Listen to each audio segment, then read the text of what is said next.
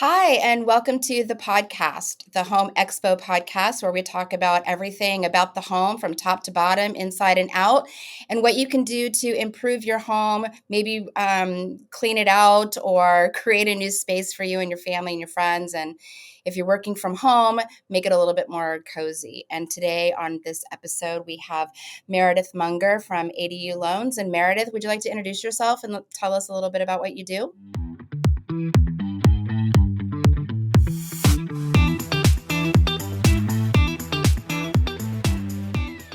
Yeah, I help people finance all the rehab on their homes and, of course, building ADUs, room additions, and so on. Just making your space more open and what you want for your family in the long run. And what kind of options do people have, or why would somebody need to build an ADU on their home? Yeah, ADUs are fantastic for a variety of reasons.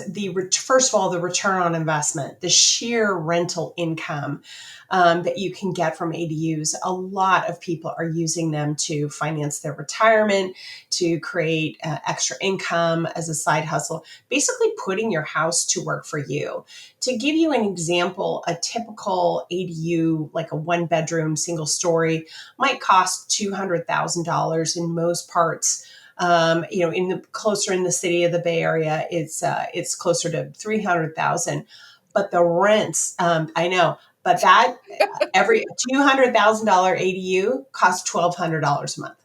So you can see, like, where can you rent or have a house payment that's just $1,200 a month? And then, but the rental income on that is a minimum of $2,500 a month. So the sheer month over month cash flow really creates substantial additional income. And of course, by state law now, owner occupied homes can have up to 3 ADUs. And increasingly, in different cities are adopting rules that you can sell off the ADU.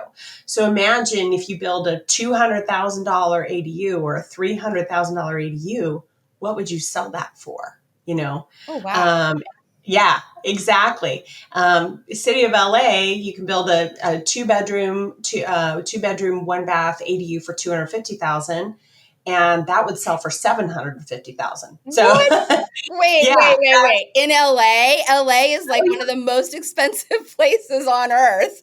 yeah, absolutely. A Crazy. lady was talking to me about how expensive construction is. She lives in Berkeley, and she's like, "Oh, they're building this ADU for $500,000."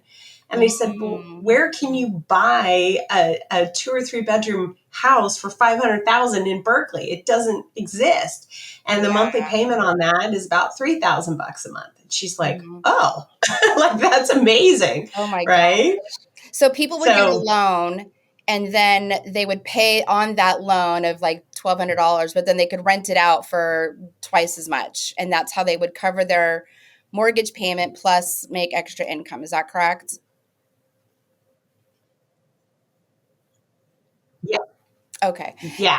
And, is it like a regular, like, how does the financing part of it work? Because I know that a lot of people are like, hey, I've got land. Hey, I've got a garage I could like convert into a moneymaker. So how do people come up with the funds to get these loans, and what kind of loans are they? Yeah, so all renovation and construction loans are types of mortgages, either a first or second mortgage. Hmm. So if you have equity on your house, you can hit the easy button. Most people are not doing a cash out refinance. No need to change that rate. Lines of credit are really effective, and we have home equity lines of credit or HELOCs that go up to 90% of current value.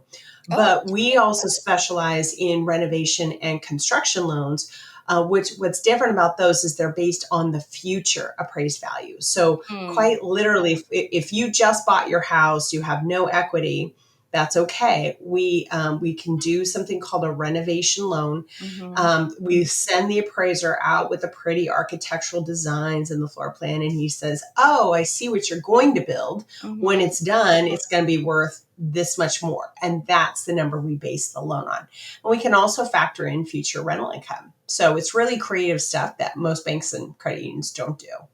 Okay, Meredith. So, what about like the interest loans and the lines of credit? It's like how does that all work? You were just talking about that. Yeah. So anything related to real estate is financed as part of a real estate loan, i.e., a mortgage, usually a first or second mortgage. Now, most people aren't refinancing, right? Because you've got a nice low interest rate. So, lines of credit, which is a type of second mortgage or HELOC, are great ways to finance construction.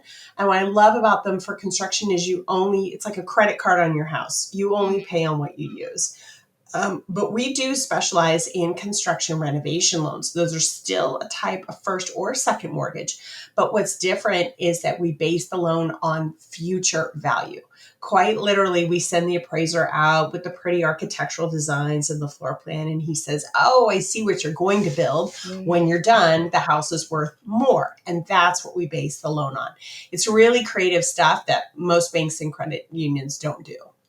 That's great. Now, I know that you work with or you created this organization called Coalition, and can you tell me a little bit about what that is and what you do? Yeah, I'm one of the founding members, I would say, not the first member, but it's a great housing policy organization and group of curated contractors, architects, ADU professionals, people who really focus in this. And we've been pushing all the new housing policies that have made a big difference to homeowners. In January, we had 54 new state housing laws. And even now, we're continuing to get new bills across the desk. For example, here's a big one that happened just 2 days ago. 50% of ADUs in California are unpermitted. In other words, somebody went into the backyard and built this house that they never got permitted. And because the permitting process has been so restrictive and painful and Mhm. costly. So they just passed a law to streamline the permitting of these existing houses, focusing on safety rather than all these other aesthetic things. And, oh, I don't like the way this looks. Permit staff aren't allowed to do that anymore. Ooh, Another important, yeah. So now we can get these unpermitted ADUs back on the books and up to code, et cetera.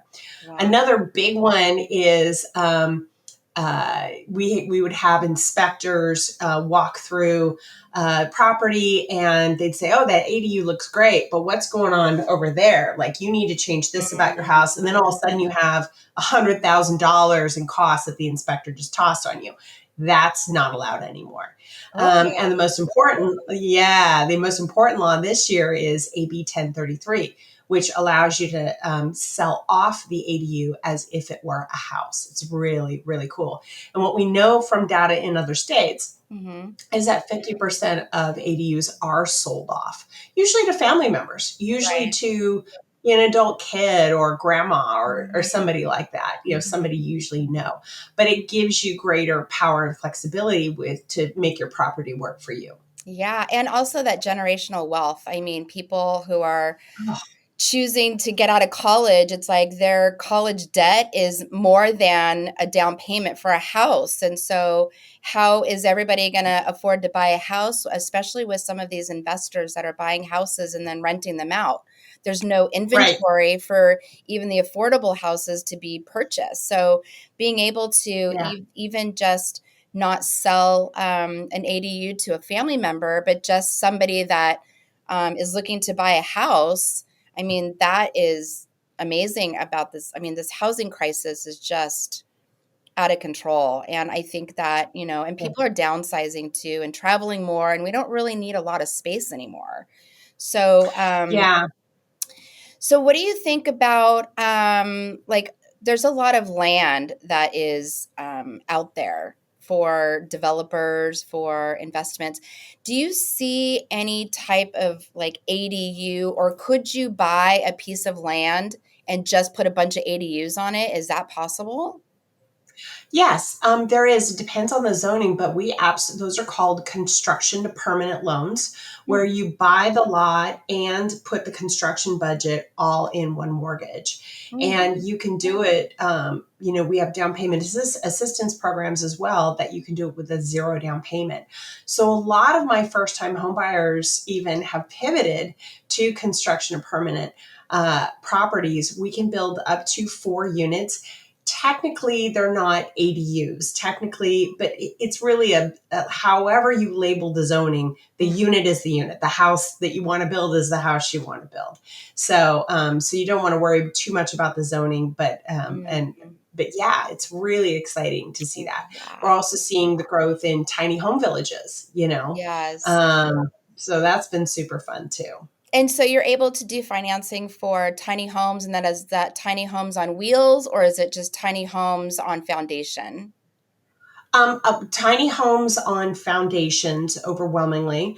I Mhm. do not personally finance tiny homes on wheels.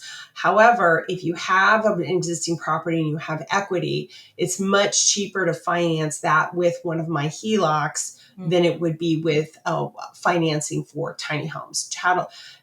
Tiny homes are considered to be like an RV, and so Mhm. they're financed with what's called chattel loans, and they just tend to be a shorter term, higher interest rate, larger down payment. So Yeah, it's cheaper to finance it with a mortgage. got it. Kinda like buying a car, a big old Yeah, car. exactly. It's like You're buying a big packing old ev car, right? you're packing everything and the kitchen sink, literally. Yeah. Yes, you are. Yes, you are, for sure. So, I want to thank you, Meredith, for joining us on the podcast, the Home Expo podcast. And if you would like to get in touch with Meredith, all of her information will be down below. And if you can like, subscribe, and share this podcast and share it with your friends and family, then we would love to hear from you.